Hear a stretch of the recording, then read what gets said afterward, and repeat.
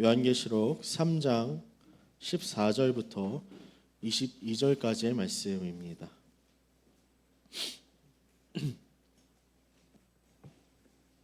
우리 14절부터 22절 말씀 교독하고 마지막 절 합독하겠습니다. 제가 먼저 14절 읽습니다.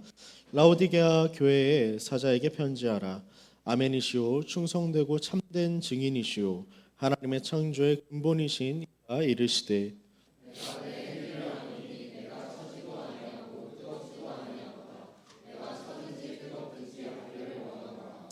내가 이같이 미지근하여 뜨겁지도 아니하고 차지도 아니하니 내 입에서 너를 토하여 버리리라.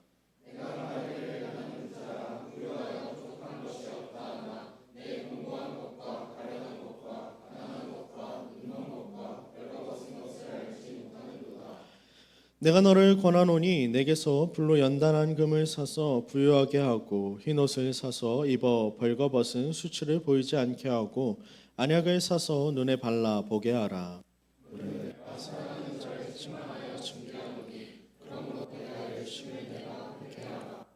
볼지어다 내가 문 앞에 서서 두드리노니 누구든지 내 음성을 듣고 문을 열면 내가 그에게로 들어가 그와 더불어 먹고 그는 나와 더불어 먹으리라. 이는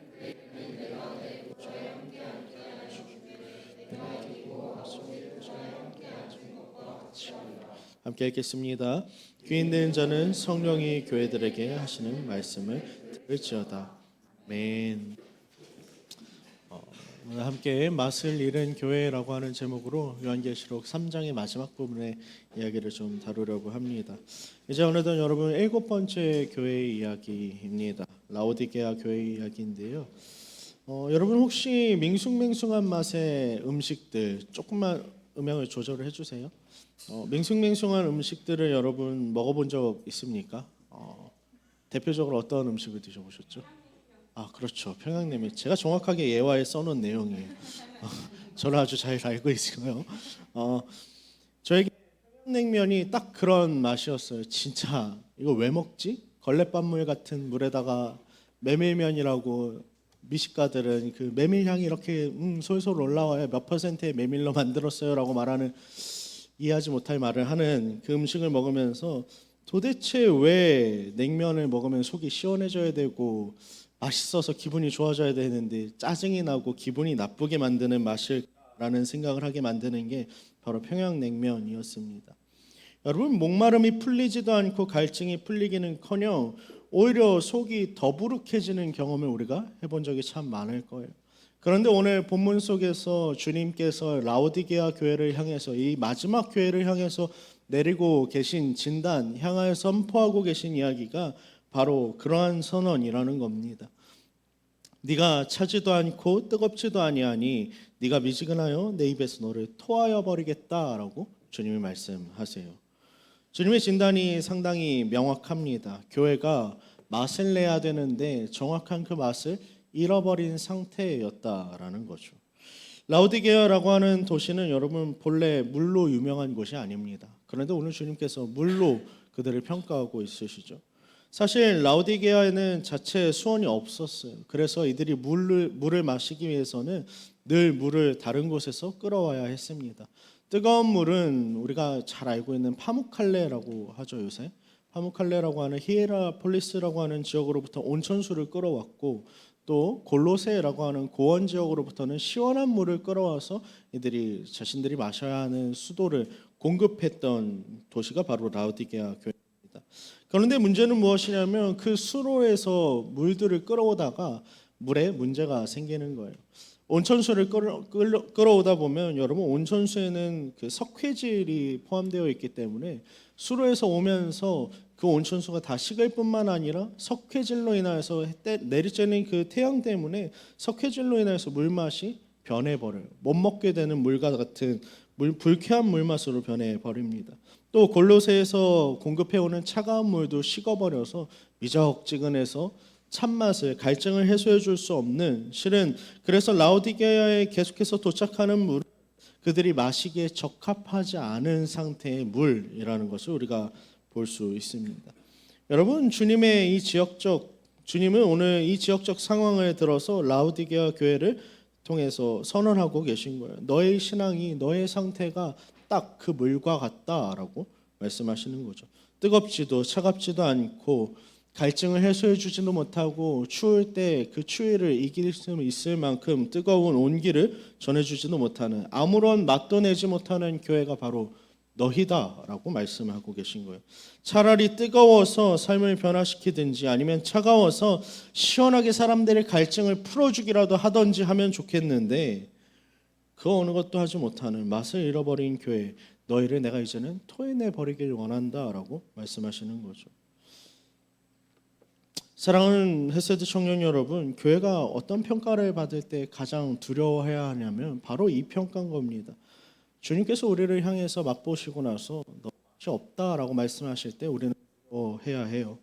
세상은 교회가 활기차 보일 수도 있고, 때로는 그 교회의 공동체의 규모가 크고 작고 혹은 시스템에 좋고 나쁨이 있을 수 있겠지만, 부유하든 가난하든 그것과 상관없이 주님이 묻고 싶으신 질문은 바로 이것입니다. 내가 너를 맛보았을 때 너에게서 내가 원하는 맛이 나고 있느냐라는 거죠. 내가 내 입에 넣었을 때 너는 삼킬 수 있는 존재냐 아니면 뱉어내야 하는 존재냐라고 이 질문 앞에서 라오디게아 교회는 철저하게 드러나고 있는 겁니다. 여러분, 근데 라오디게아 교회가 왜 도대체 그렇게 주님 보시기에 역겨울 정도로 토해내버리고 싶을 정도의 교회였어요? 그냥 단순히 미지근하다라고 말씀하시지 않으십니다. 여러분, 그들의 내면의 상태에서 본질에 대해서 잘못 알고 있었던 자들. 라오디게아 교회가 세워진 이 도시는 도시적으로 매우 풍요로운 도시입니다. 우리가 살펴보았었던 빌라델피아 교회와는 조금 다른 지역인 거예요. 왜 그러냐면 이 지역 자체에는 은행이 있을 정도로 상업이 번창했었고, 더 나아가서 의복 사업이 번성했었고, 프리지아 의과대학이라고 하는 아주 유명한 의과대학이 그 가운데 세워져 있었습니다. 더 나아가서 거기서 만들어지는 프리지아 가루라고 하는 안약 혹은 연고로 사용되어지는 가루는 로마 전 지역에 수출될 정도로 상당히 중요한 상징적인 부유함의 상징과 의료 기술의 상징적인 물건이었어요. 이들은 늘 부유함을 누릴 수밖에 없는, 풍성함 가운데서 살아갈 수밖에 없었던 자들이 라오디게아 지역 사람들인 거죠. 그리고 오늘 그 교회가 그 가운데 세워져 있던 겁니다. 그들은 우리는 부족함이 없다, 우리는 무엇이든 우리의 힘으로 이룰 수 있다라고 생각하던 자들입니다. 그래서 이전에 살펴봤었던 빌라델피아 교회가 그 지역이 지진으로 인해서 모든 것이 무너졌을 때 황제의 도움이 없이는 건설에 다시 한 번 더 재건을 이룰 수 없었던 것에 반해, 여러분, 라오디게아 지역은 아무리 수많은 지진이 찾아와도 그것을 스스로 복구시킬 만한 능력과 재력이 있었던 지역이에요. 그래서 그 부족함 없는 삶, 풍요로움은 자신들의 자부심 그 자체였습니다. 그리고 이러한 자부심은 세상의 사람들을 넘어서서 실은 교회 안에서도 팽배해 있었다라는 거예요. 성도들조차도 스스로를 부유하다라고 말하면서 나에게 더 이상 부족한 것이 없어라고 말하면서 만족하는 삶을 누리는 것이죠. 그러나 그런 그들을 향해서 오늘 주님께서 너희가 맛을 잃어버렸다라고 말씀하고 계신 거예요. 주님은 그들의 자기 확신을 오늘 정면으로 깨뜨리고 계십니다. 우리 오늘 17절 말씀 함께 읽겠습니다. 함께 읽겠습니다. 내가 말하기를 나는 부자라 부유하여 부족한 것이 없다 하나 내 곤고한 것과 가련한 것과 가난한 것과 눈먼 것과 벌거벗은 것을 알지 못하는도다. 아멘. 여러분, 이들은 자신들에게 부족함이 없고 나는 부유하다, 그래서 나에게 풍족함이 있어서 나는 괜찮다라고 생각하는 그 생각들을 정면으로 주님께서 반박하시면서 정반대의 진단을 내리고 계신 거죠.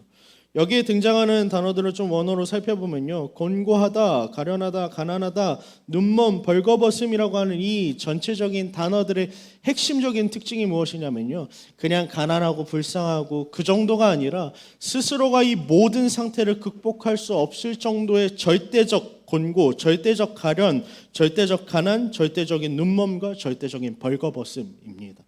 스스로 너희가 그것을 해결할 능력이 없을 만큼 파산한 자들이다라고 주님이 이야기하고 계신 거죠.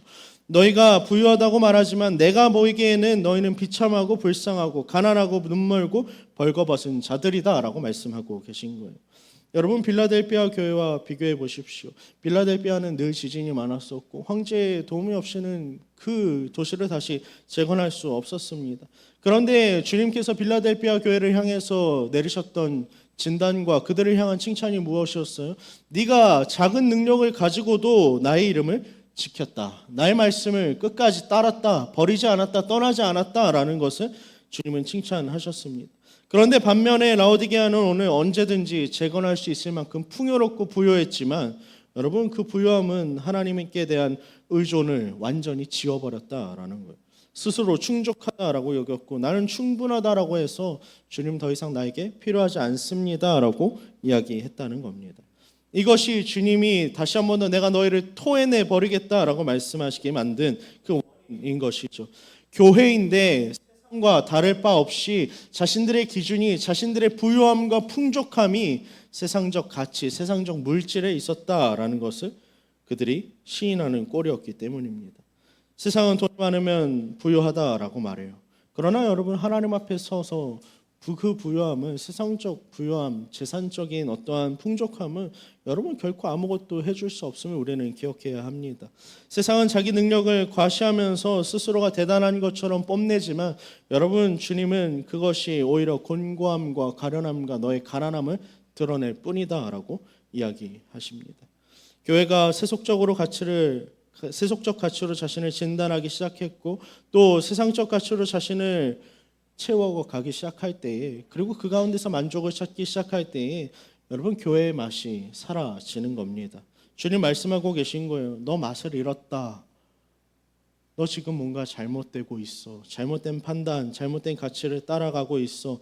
그래서 너는 미지근해. 맛을 잃어버려서 내가 너를 뱉어버릴 수밖에 없다라고 말씀하시는 거죠.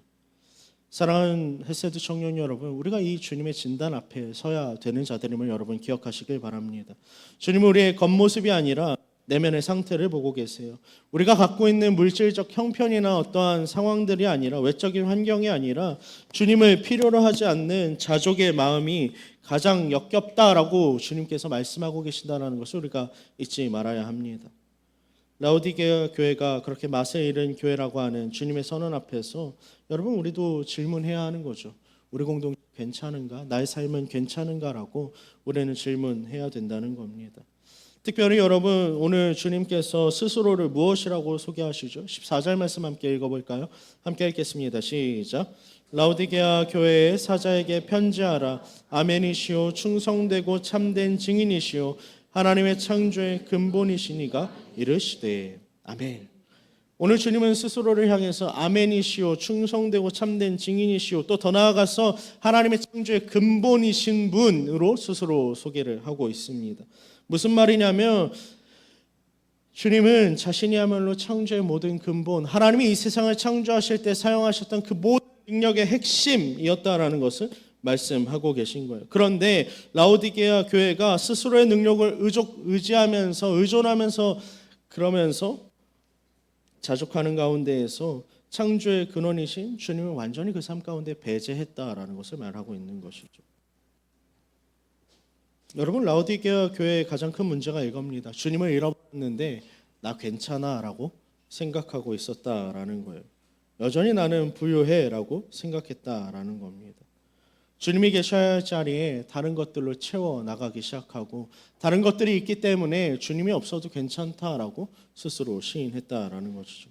사랑하는 헤세드 청년 여러분, 주님께서 우리의 맛을 보실 때, 우리의 신앙을 맛보실 때 여러분 어떤 평가를 내리실지 우리가 좀 고민해 봤으면 좋겠습니다. 교회와 세상이 다른 것은 그 만족이라는 것을 결코 세상적 가치 가운데 찾지 아니하고 오직 만족을 하나님께로부터 찾는다라는 데 있음을 여러분 기억하길 바랍니다. 주님을 잃어버리면 여러분, 우리는 어떠한 맛도 낼 수 없는 자입니다. 그래서 지금 우리는 스스로에게 물어봐야 하는 것이죠. 나는 괜찮은가? 나는 주님으로 만족하며 정말 주님을 의지하며 살아감으로써 내 삶 가운데 그 맛을 내고 있는가? 정말 내 안에 주님이 계신가를 우리는 끊임없이 질문해야 되는 겁니다. 그렇다면 여러분 이렇게 맛을 잃어버린 교회가 다시 회복해야 할 것은 무엇입니까? 주님 18절에서 다시 한 번 더 분명하게 이야기하십니다. 우리 18절 말씀 함께 읽어볼까요? 함께 읽겠습니다. 시작. 내가 너를 권하노니 내게서 불로 연단한 금을 사서 부유하게 하고 흰옷을 사서 입어 벌거벗은 수치를 보이지 않게 하고 안약을 사서 눈에 발라 보게 하라. 아멘. 여러분 여기서 가장 중요한 단어가 무엇이냐면요. 18절 가운데 가장 중요한 단어는 살아라고 하는 단어예요. 살아. 그런데 여러분 방금 나눴던 이야기를 좀 기억할지 모르겠습니다. 앞서서 주님께서 그들의 현 실태를 진단함에 있어 사용되어진 그 모든 단어들 속에 내재되어 있는 가장 핵심적인 의미는 무엇이라고요? 파산했다고요. 파산했는데 돈이 없다고요. 가난하다고요. 아무것도 할 수 없다고요. 살 수 없는 상태예요. 그런데 주님이 오늘 살아라고 요청하고 계신 거예요. 여러분 산다라는 것은 반드시 값을 치러야 되는 것입니다. 그런데 주님은 오늘 파산한 그들을 향해서 너네가 이것을 나에게서부터 사라라고 말씀하세요. 어떤 의미일까요? 이사야서 55장으로 좀 가볼까요, 여러분? 구약성경 이사야서 55장 1절에서 주님이 이렇게 말씀하십니다. 55장 1절 말씀 함께 살펴보죠.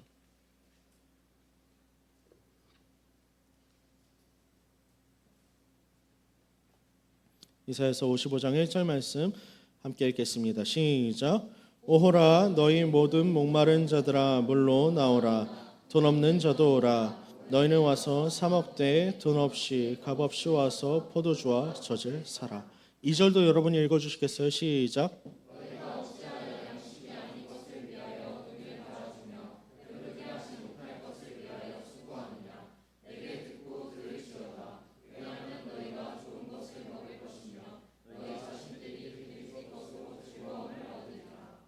아멘. 여러분 오늘 주님께서 우리에게 말씀하시는 것, 너희가 와서 내게서 불로 연단한 금을 사고 흰 옷을 사고 너희의 눈을 트여줄 그 안약을 사라는 이 말은요, 너희가 그것을 값을 치를 만한 능력이 있어서 와서 사라는 말이 아니라 내가 모든 값을 치러 놓았으니 이제는 너희가 와서 그것을 은혜로 받으라라는 말씀인 거예요. 그렇다면 여러분 불로 연단한 금은 무엇입니까? 불은 시험을 상징하고 고난을 상징하는 단어 중 하나입니다. 불을 통해서 금은 정련됩니다. 불 속에 금이 들어가면서 수많은 불순물이 제거되어지고 정금만 남는 것이죠. 이건 단순히 부의 상징이 아니라 실은 우리가 당해야 됐던 고난, 우리가 온전해지기 위해서 겪어야 했던 시험을 우리를 대신해서 주님께서 모든 것들을 경험하셨기 때문에 십자가에서 고난받으심으로써 우리에게 이루어주신 생명을 의미하는 것이죠. 내가 이미 이루어놓은 그 생명, 십자가 가운데에서 이루어놓은 그 모든 것들을 너희가 받으라라는 말입니다. 또 더 나아가서 흰 옷은 무엇입니까? 이것은 우리의 수치를 가리는 것입니다. 계시록 가운데 흰 옷은 피로 씻겨진 것, 맑게 씻겨진 어떠한 정결적인 의미를 갖고 있지만 여러분 특별히 오늘 본문 속에서 이 옷은 수치를 가리는 용도로 사용되어지고 있는 옷이에요. 성경에서 여러분 언제 이 옷이 사용되어졌죠? 아주 유사하게 창세기에 바로 등장하죠. 아담과 하와가 선악과를 범하고 하나님으로부터 숨었을 때 너희가 어디 있어? 라고 말씀하실 때 아담아 네가 어디 있느냐? 라고 말씀하실 때 하나님 내가 벌거벗어서 숨었습니다 라고 말한 그에게 그리고 하와에게 짐승을 죽이셔서 그 가죽을 벗기셔서 가죽옷을 지어 입히시는 하나님의 모습 가운데 나타난 모습이라는 거죠. 여러분 그런데 더 나아가서 이것이 무엇을 예표합니까? 신약 가운데에서 우리의 죄된 모습을 가리우시기 위해서 하나님 앞에서 설 때에 우리를 의롭다 하시기 위해서 우리를 대신하여서 죽이시고 찢으셔서 가죽옷을 지어 입으신 예수 그리스도의 피로 말미암아 깨끗하게 된 의의 옷이라는 거죠. 그 가운데 우리의 행위도 우리의 어떠함도 들어있지 않고 오직 그 어린 양의 피로 말미암아 정결하게 된 옷이 우리에게 주어졌다라는 겁니다. 그리고 마지막은 바로 안약입니다. 여러분 라오디게아가 자랑했던 아까 말했던 그 프리지아 가루, 그들은 이것만 있으면 육신의 눈이 문제가 없을 거라고 생각했을 겁니다. 내가 보는데 결코 문제가 없을 거라고 생각했을 거예요. 그러나 여러분 그들이 가졌던 그 약, 그 탁월한 약도 여러분 영적인 시선, 그 영적인 맹인된 상태는 고칠 수 없었습니다. 마태복음에서 주님이 이사야 말씀을 인용하시면서 무엇이라고 말씀하시죠? 그들이 보아도 보지 못하고 들어도 듣지 못하는 상태에 있다라고 말씀하십니다. 곧 진짜 언약이라는 것은 우리로 하여금 눈을 뜨게 하는 언약은 곧 성령의 역사인 것이죠. 우리가 볼 수 없었던, 실은 볼 자격도 없었던 우리로 하여금 다시 한 번 더 은혜의 눈뜨게 하는 것, 하나님의 십자가를 바라보게 하는 것, 우리 가운데 내주하셔서 역사하시는 성령의 역사인 것입니다. 사랑하는 헤세드 청년 여러분, 그렇다면 이제 교회의 맛은 어디에서 나온다고 우리가 이야기할 수 있습니까? 복음에서 나오는 것이죠. 하나님이 우리에게 허락하신 그 사랑에서부터 나오는 겁니다. 우리가 결코 가질 수 없었던 것, 자격 없는 우리에게 이제는 하나님이 모든 것들을 페이하셔서, 이미 모든 것들을 지불하셔서 우리로 하여금 은혜로 주신 것, 십자가에서 그리스도가 이루신 그 구속의 은혜를 맛볼 때 여러분, 교회는 다시 제 맛을 내게 되는 것이죠. 내가 얼마나 가난하고 내가 얼마나 파산하는 자인지를 발견하고 다시 한 번 더 하나님, 나의 채우심, 나의 모든 공급자, 나의 구원 되신 그분을 발견할 때에 여러분, 우리는 비로소 본격적으로 교회의 맛을 낼 수 있게 되는 겁니다. 시편 23편에서 이전에도 이야기하지 않았습니까? 다윗이 고백하잖아요. 여호와는 나의 목자시니 내가 부족함이 없다라고 말하는 그 고백과 같이 여러분, 세상에서 더 많이 소유하는 것을 만족으로 삼고 다른 곳에서 부족함 없는 인생을 찾으려 한다면 여러분, 교회는 맛을 잃어버리게 될 겁니다. 그러나 교회의 맛은 오직 복음에서 예수 그리스도의 십자가와 그 부활 가운데에서 우리에게 모든 것들이 은혜로 주어졌다라는 것에서 여러분, 거기서부터 교회의 맛은 시작합니다. 바라건대 여러분, 우리가 주님께서 우리에게 허락하신 그 모든 것들을 은혜로 사고 또 더 나아가서 그리하여 맛을 온전히 회복해 나갈 수 있길 간절히 원합니다. 그렇다면 여러분, 맛을 잃어버린 교회가 어떻게 하면 그 맛을 회복할 수 있겠습니까? 단순히 그냥 말씀을 듣고 그냥 그렇구나 하는 데서 오는 것이 아니라 주님은 오늘 20절 말씀 가운데에서 그 해결책을 이야기하고 계세요. 우리 20절 말씀 읽어볼까요? 함께 읽겠습니다. 시작. 볼지어다 내가 문 밖에 서서 두드리노니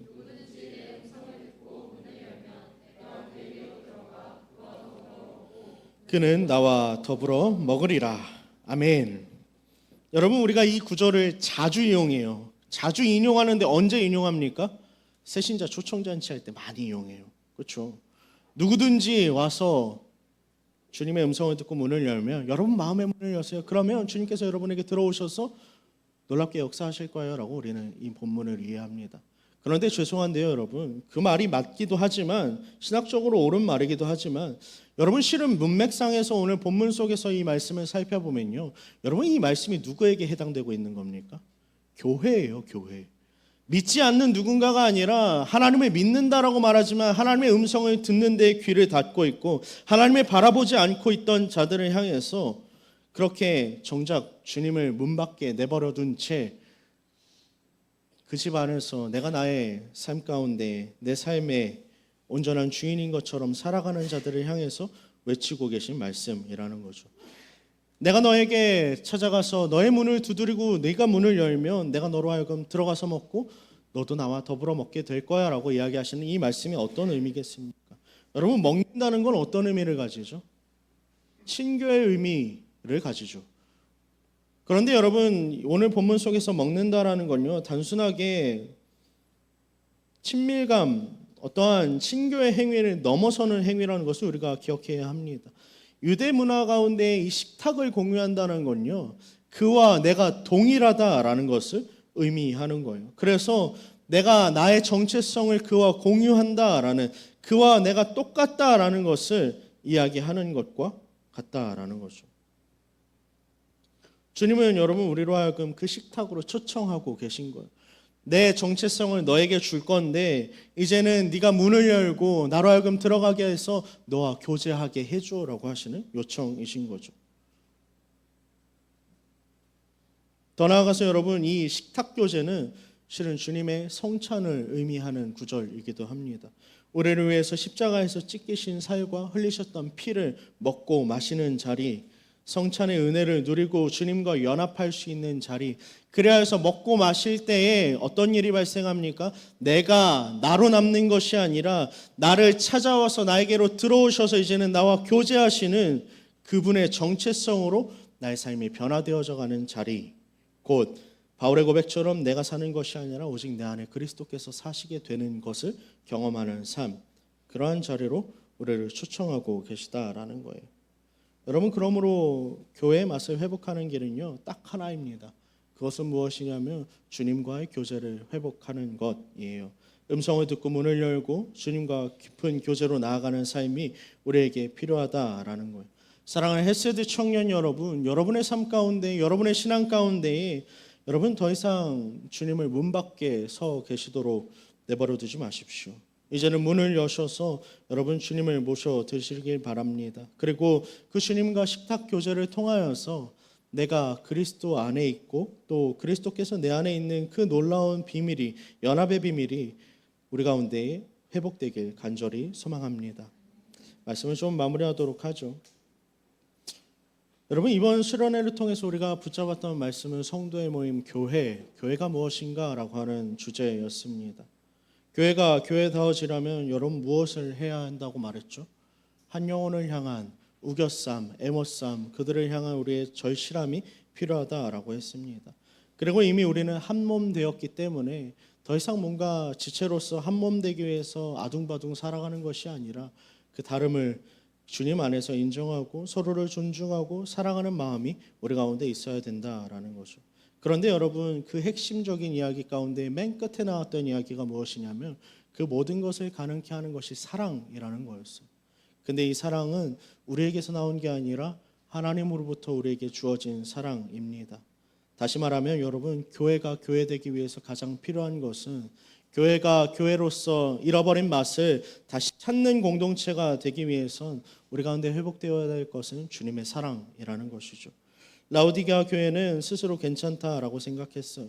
그래서 풍족하다라고 말하면서 하나님 없이도 내가 이제 좀 살만합니다라고 말했던 공동체입니다. 그러나 그들을 향해서 주님은 너는 미지근해서 내가 토해버리겠다라고 말씀하셨죠. 사랑하는 청년 여러분, 사도 바울은 두 개의 서신서 끝에서 교회들에게 동일한 권면을 남깁니다. 우리 함께 좀 찾아볼까요? 마지막으로 고린도전서 16장 22절 살펴볼까요?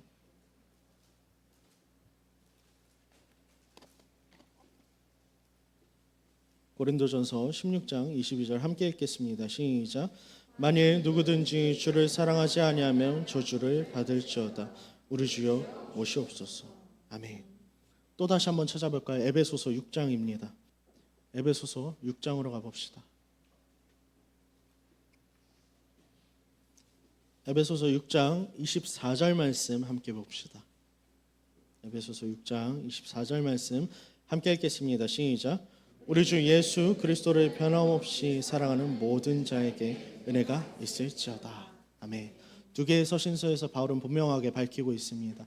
주를 끝까지 사랑하는 것, 그 사랑을 포기하지 않고 변함없이 사랑하는 것, 그것이 교회가 감당해야 할 사명이고 교회의 자리이고, 비로소 우리가 그 사랑을 해낼 때에 여러분 우리는 교회의 맛을 회복할 수 있는 것입니다.